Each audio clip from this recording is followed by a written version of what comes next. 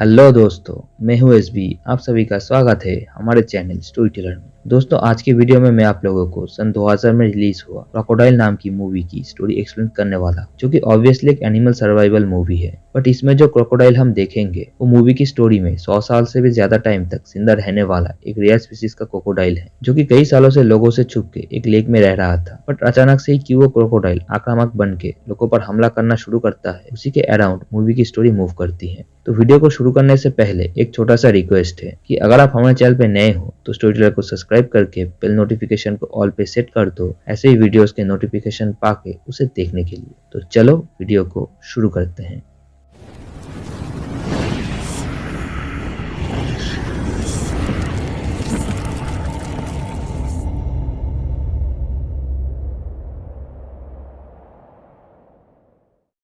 तो कहानी शुरू होता है एक छोटे से टाउन के लेक के किनारे पे, जहाँ पे अक्सर लोग अपने वैकेशन को मनाने के लिए आते थे। तो वहाँ पे हम उसी टाउन पे रहने वाले एक कपल को अपने बोट पे देख पाते हैं, जिनमें किट, उसकी गर्लफ्रेंड सनी और उनका एक डॉग होता है, जिनसे मिलने के लिए वहाँ पे कुछ स्टूडेंट का ग्रुप आता है, जो कि किट और सनी के दोस्त थे। और वो सब उनके बोट पे पार्टी करने के लिए ही यहाँ पे आए थे, जिनमें कि ब्रेडी, उसकी गर्लफ्रेंड क्लेयर, ब्रेडी का दोस्त लेस्टर, एनाबेल, जिमी और रॉकी, जो सभी पार्टी और एंजॉय करने के मूड में थे। तो वहाँ पे उन सबकी मुलाकात टाउन के शरीफ बोमन से होता है, जो कि उन सबको सावधानी के साथ अपने वैकेशन को एंजॉय करने का सलाह प्लस धमकी देके वहाँ से निकल जाता है। तो इसके बाद वो सब मिलकर अपने पार्टी को एंजॉय करने के लिए बोट में बैठ के निकल पड़ते हैं और लेक के एक दूसरे किनारे पे आके अपने पार्टी को स्टार्ट कर देते हैं, जहाँ पे कि ब्रेडी और बाकी सबको इस लेक के किनारे से जुड़ा हुआ कई सौ साल पहले का एक कहानी बताता है, जिसमें कि आज से 100 साल पहले स्टैनली नाम का एक आदमी यहाँ पे एक होटल बनाया था, जो कि अब एक भंगार की शक्ल का बन चुका था। क्योंकि स्टैनली ने जब इस होटल को बनाया तो उसने किसी अनजान जगह से एक रेयर स्पीसीज का क्रोकोडाइल को इंपोर्ट किया, जिसे कि वो इस लेक में रख के पाल रहा था। जो करते हुए जब कुछ साल बीता तो अचानक से वो क्रोकोडाइल, जो कि एक फीमेल थी,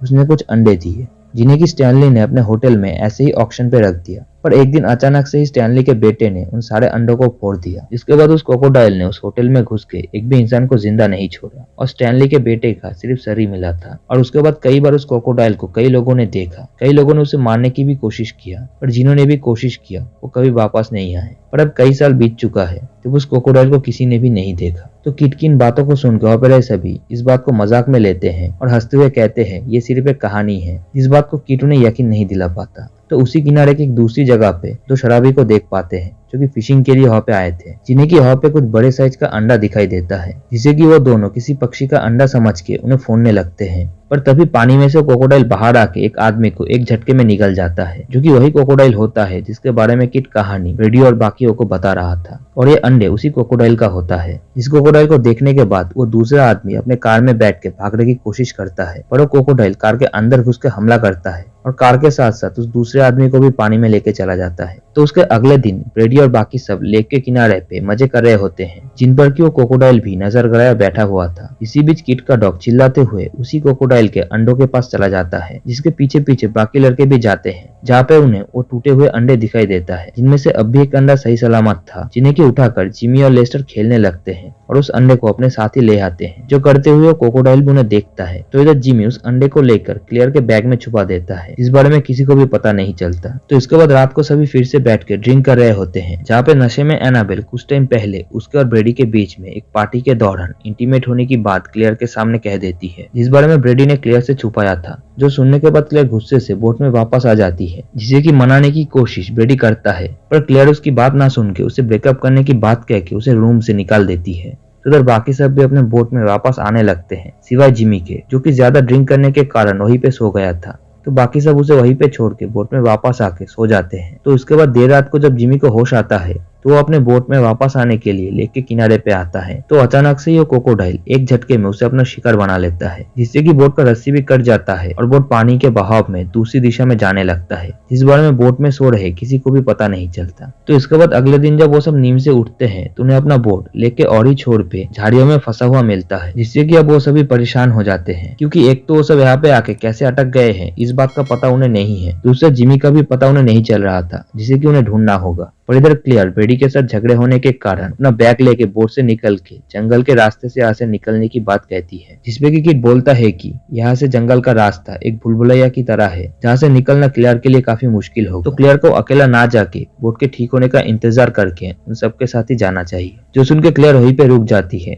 जिससे कि ब्रेडी फिर से बात करने की कोशिश करता है पर क्लियर उसे इग्नोर कर देती है, जिस वजह से ब्रेडी बोट से निकल के जंगल की तरफ अकेला ही घूमने के लिए निकल जाता है। तो दूसरी तरफ शेरिफ कुछ टाइम पहले उस क्रोकोडाइल का शिकार बने हुए उन दो शराबी फिशरमैन को ढूंढते हुए लेक के उसी किनारे पे आ जाता है जहाँ पे क्रोकोडाइल के अंडे के टुकड़े पड़े हुए थे, जहाँ पे शेरिफ को एक कटे हुए इंसान का हाथ भी मिलता है। तो इधर ब्रेडी जो कि लेक के किनारे पे अकेला बैठा हुआ था, जिसके पास अचानक से एनाबेल आती है जो कि ब्रेडी को अपनी तरफ अट्रैक्ट करने की कोशिश कर रही थी, बट तभी वहाँ पे वो क्रोकोडाइल आके उन पर हमला करने की कोशिश करता है, जिसे कि देखकर ब्रेडी और एनाबेल पूरी तरीके से डर जाते हैं और भाग के सबको बताने के लिए बोट में वापस आने लगते हैं। पर वो क्रोकोडाइल भी उनके बोट के पास आ जाता है, जो देखते ही सभी भाग के बोट में बैठ जाते हैं इस सोच में कि शायद अब वो क्रोकोडाइल उन पर हमला नहीं कर पाएगा। पर वो क्रोकोडाइल उनके बोट पर हमला करके और बोट को तोड़ के अंदर घुस जाता है, जिससे कि सभी बोट से नीचे गिरने लगते हैं। जो देख के रॉकी एक से उस क्रोकोडाइल को मारने की कोशिश करता है और वो क्रोकोडाइल उसे चबा जाता है, पर बाकी सब किसी तरीके से बोट से उतर के किनारे पे आ जाते हैं और कुछ ही सेकंड में वो बोट भी टूट के लेक के पानी में मिल जाता है। इधर शेरिफ लेक के किनारे पे मिले उन अंडों के टुकड़ों में से एक को लेकर जंगल के बीच में रहा एक फार्म में आता है, जहाँ पे बॉब और टोनी नाम के दो भाई रहते थे, जो दोनों अपने फार्म में एलिगेटर पालते थे। जिस वजह से शेरिफ वहाँ पे आया था क्योंकि उसे ये लग रहा था कि शायद टोनी के फार्म में से कोई एलिगेटर लेक में घुस गया है, जिसने कि किनारे पे अंडे दिए हैं और वही लोगों को मार रहा है। पर टोनी उस अंडे के छिलके को एलिगेटर के अंडे के साथ कंपेयर करके ये साबित कर देता है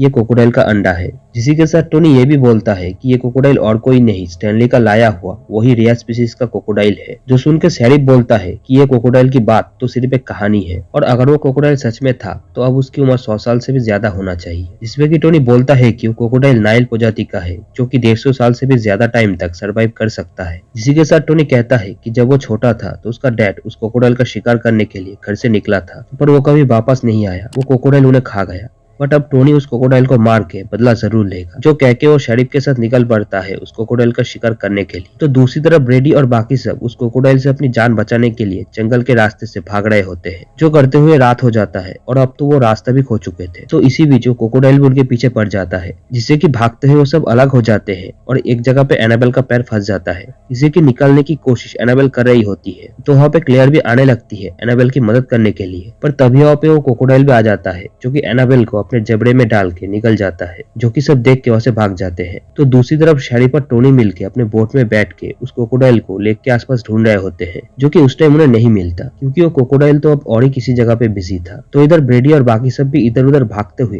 जंगल के बीच में रहा एक छोटे से स्टोर में पहुंचते हैं, जहाँ पे उन्हें एक लोडेड गन और ढेर सारा सामान मिलता है। तो वहीं पे रहे फोन से ब्रेडी किसी से हेल्प मांगने की कोशिश कर रहा होता है। इसी बीच सनी बाथरूम में जाती है थोड़ा फ्रेश होने के लिए, पर तभी वहाँ पे वो क्रोकोडाइल बाथरूम का वॉल को तोड़ के अंदर घुस जाता है और सबसे पहले सनी को अपना शिकार बना लेता है। जो देख के लेस्टर अपने हाथ में रहे गन से उस क्रोकोडाइल पर गोली चलाता है और इससे उस क्रोकोडाइल को कुछ भी नहीं होता, बल्कि वो लेस्टर के पैर को घायल कर देता है। जो देख के किट स्टोर से बाहर निकल के वहाँ पे रहे कार को स्टार्ट करने की कोशिश करता है, पर वो क्रोकोडाइल भी बाहर आ जाता है, जो कि किट पर हमला करने के चक्कर में वहाँ पे रहे फ्यूल के टैंक को गिरा देता है, जिससे कि उस पूरे जगह पे आग लग जाता है और किट कार के अंदर ही जल के मारा जाता है। पर ब्रेडी, लेस्टर, क्लेयर और किट का डॉग किसी तरीके से बच के वहाँ से निकल जाते हैं। तो इधर शेरिफ और टोनी को भी स्टोर में लगे हुए आग का धुआं दिखाई देता है, तो सब अपने बोट को उसी तरफ मोड़ लेते हैं। तो इधर ब्रेडी और क्लियर घायल लेस्टर को लेके आगे बढ़ रहे होते हैं, जिन्हें कि कुछ ही टाइम में शेरिफ और टोनी मिल जाता है। तो वो तीनों उनके बोट में बैठ के वहाँ से निकलने लगते हैं, जहाँ पे टोनी उनसे पूछता है कि उन्होंने उस क्रोकोडाइल के अंडों को फोड़ा है, क्योंकि किसी रीजन के बिना वो क्रोकोडाइल आक्रामक नहीं होता, जिस बारे में वो बात कर ही रहे होते हैं। बट तभी वहाँ पे वो क्रोकोडाइल आके उन पर हमला करने लगता है, जिसे कि देखकर टोनी अपने डैड के मौत का बदला लेने के लिए अपने गन को उठा के उस क्रोकोडाइल पर शूट करने लगता है। पर इससे उस क्रोकोडाइल को कुछ भी नहीं होता, क्योंकि उसका स्किन इतना थिक था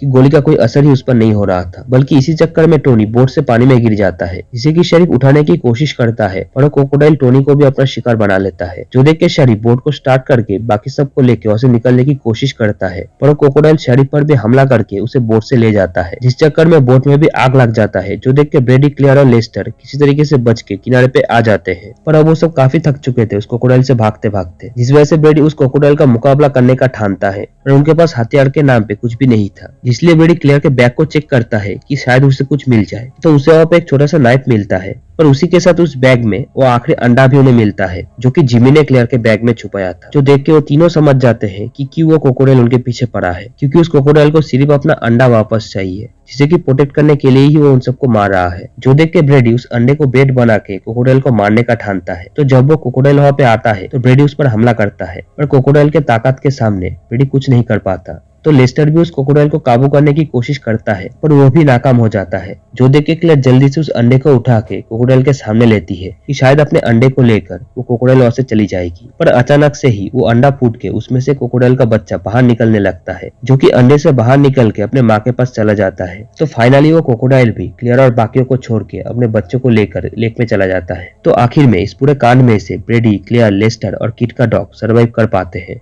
जो दिखाते हुए ही मूवी यहाँ पे खत्म हो जाती है। तो दोस्तों ये था सन 2000 में रिलीज हुआ क्रोकोडाइल मूवी की फुल स्टोरी एक्सप्लेनेशन, जिसका कि सेकंड पार्ट भी सन 2002 में रिलीज हुआ था, जो कि आने वाले टाइम में मैं एक्सप्लेन जरूर करने वाला हूँ। जो कि अगर आप मिस करना नहीं चाहते हो तो हमारे चैनल स्टोरी टेलर को सब्सक्राइब करके बेल नोटिफिकेशन को ऑल पे सेट कर दो, ऐसे ही वीडियोस के नोटिफिकेशन पाके उसे देखने के लिए। तो मैं मिलूंगा आप लोगों से नेक्स्ट वीडियो में, तब तक के लिए गुड बाय।